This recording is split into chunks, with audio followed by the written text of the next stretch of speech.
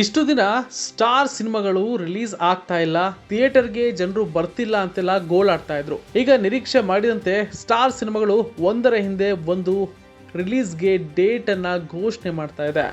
ಆದರೆ ಸಿನಿಮಾ ಬಿಡುಗಡೆ ವಿಚಾರದಲ್ಲೂ ಪೈಪೋಟಿಗೆ ಬಿದ್ದಂತೆ ಕಾಣ್ತಾ ಇದೆ. ಈ ವರ್ಷ ರಿಲೀಸ್ ಆಗ್ತಾ ಇರುವ ಮೋಸ್ಟ್ ಎಕ್ಸ್ಪೆಕ್ಟೆಡ್ ಸಿನಿಮಾಗಳಲ್ಲಿ ಮಾರ್ಟಿನ್, ಕೆಡಿ, ಡೆವಿಲ್, ಭೀಮಾ, ಭೈರತಿ ರಣಗಲ್ ಅಂತಹ ಸಿನಿಮಾಗಳು ಕ್ಯೂನಲ್ಲಿವೆ. ಈಗಾಗಲೇ ಧ್ರುವ ಸರ್ಜಾ ಅಭಿನಯದ ಮಾರ್ಟಿನ್ ಸಿನಿಮಾದ ರಿಲೀಸ್ ಡೇಟ್ ಅನೌನ್ಸ್ ಮಾಡಲಾಗಿದೆ. ಹಾಗೆ ಮತ್ತೊಂದು ಸಿನಿಮಾ ಕೆಡಿ ಕೂಡ ಇದೇ ವರ್ಷ ಡಿಸೆಂಬರ್ಗೆ ಬಿಡುಗಡೆ ಆಗ್ತಾ ಇದೆ. 3 ವರ್ಷಗಳ ಬಳಿಕ ಧ್ರುವ ಸರ್ಜಾ ನಟನೆಯ 2 ಸಿನಿಮಾಗಳು ರಿಲೀಸ್ ಆಗ್ತಾ ಇವೆ. ಮಾರ್ಟಿನ್ ಹಾಗೂ ಕೆಡಿ ಈ 2 ಸಿನಿಮಾಗಳು ಪ್ಯಾನ್ ಇಂಡಿಯಾ ಸಿನಿಮಾಗಳು ಅನ್ನೋದು ವಿಶೇಷ. ಆದರೆ ನಿರ್ದೇಶಕ ಪ್ರೇಮ್ ಕೆಡಿ ಸಿನಿಮಾವನ್ನ ಡಿಸೆಂಬರ್ನಲ್ಲಿ ರಿಲೀಸ್ ಮಾಡುವುದಾಗಿ ಹೇಳಿದ್ದಾರೆ. ಇದೇ ಡಿಸೆಂಬರ್ನಲ್ಲಿ ದರ್ಶನ್ ಸಿನಿಮಾ ಡೆವಿಲ್ ಕೂಡ ಬಿಡುಗಡೆ ಆಗ್ತಾ ಇದೆ. ದರ್ಶನ್ ಹಾಗೂ ಮೆಲನಾ ಪ್ರಕಾಶ್ ಕಾಂಬಿನೇಷನ್ ಅಲ್ಲಿ ನಿರ್ಮಾಣ ಆಗ್ತಾ ಇರುವ ಡೆವಿಲ್ ಕ್ರಿಸ್ಮಸ್ಗೆ ರಿಲೀಸ್ ಮಾಡುವುದಾಗಿ ಘೋಷಣೆ ಮಾಡಲಾಗಿದೆ. ಡಿಸೆಂಬರ್ 25 ಬುಧವಾರ ಬರುವುದರಿಂದ 1 ವಾರ ಮುಂಚೆ ಅಥವಾ 2 ದಿನ ತಡವಾಗಿ ಸಿನಿಮಾ ರಿಲೀಸ್ ಆಗಬಹುದು. ಹೀಗಾಗಿ ಡಿಸೆಂಬರ್ ಕೊನೆಯ 2 ವಾರ ಬ್ಲಾಕ್ ಆದಂತೆ.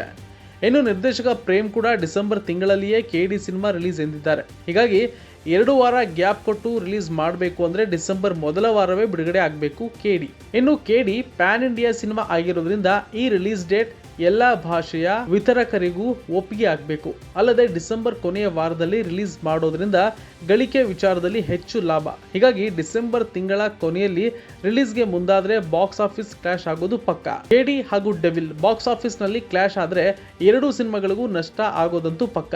ಯಾಕಂದ್ರೆ ಕರ್ನಾಟಕದಲ್ಲಿ ಸದ್ಯಕ್ಕೆ ಇರೋದು ಕೇವಲ 500 ಥಿಯೇಟರ್ಗಳು ಮಾತ್ರ. ಹೀಗಾಗಿ 2 ದೊಡ್ಡ ಸಿನಿಮಾಗಳು ಒಟ್ಟಿಗೆ ರಿಲೀಸ್ ಆಗೋಕೆ ನಿರ್ಧಾರ ಮಾಡಿದ್ರೆ ಥಿಯೇಟರ್ಗಳ ಅಭಾವ ಎದುರಾಗೋದು 100ಕ್ಕೆ 100ರಷ್ಟು ಪಕ್ಕ. ಅದರಲ್ಲೂ ಕೆಡಿ ಸಿನಿಮಾಗೆ ನಿರ್ಮಾಣ ಸಂಸ್ಥೆ ಕೆವಿಎನ್ ಸಿಕ್ಕಾಪಟ್ಟೆ ಹಣ ಸುರಿದಿದೆ. ಈ ಕಾರಣಕ್ಕೆ ಕಮ್ಮಿ ಅಂದ್ರೂ 400 ಸ್ಕ್ರೀನ್ ಅಲ್ಲಾದ್ರೂ ರಿಲೀಸ್ ಆಗಲೇಬೇಕು. ಇನ್ನು ಈ ಬಗ್ಗೆ ಪ್ರೇಮ್ ಕೂಡ ಮಾತನಾಡಿ, ರಾಜ್ ದ ಶೋಮ್ಯಾನ್ ಸಿನಿಮಾ ಬಿಡುಗಡೆ ವೇಳೆ ಹೆಚ್ಚು ಥಿಯೇಟರ್ಗಳಲ್ಲಿ ಸಿನಿಮಾ ರಿಲೀಸ್ ಮಾಡಬೇಕು ಅಂತ ಮಾಡಿದವನೇ ನಾನು. ಯಾಕಂದ್ರೆ 100 ದಿನಗಳಲ್ಲಿ ಬರುವ ದುಡ್ಡು 3 ದಿನಗಳಲ್ಲಿ ಬರುತ್ತೆ ಎಂದಿದ್ರು.